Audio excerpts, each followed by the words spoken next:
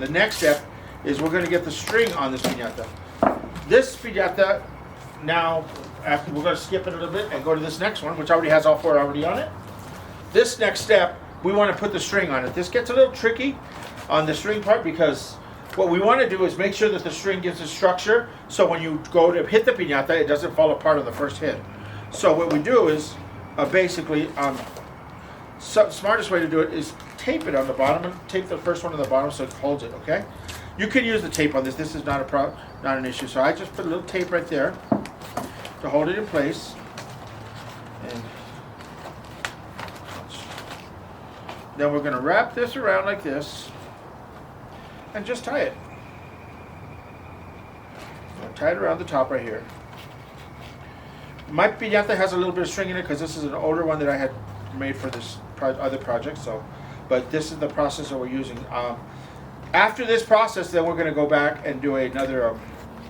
Basically, all we're doing is tying it up right here. We're just tying the piñata on the top, and we're going to go around several times, and then we want to tape it down so it doesn't move when we do the next layer of paper mache. Okay.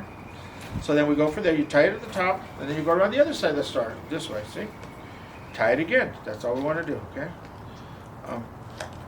Again, you're tying it. This piece right here is where you're going to hold the piñata from. It's going to hold all the weight once you're done with the piñata, okay? So once we got all this done, you then cut this.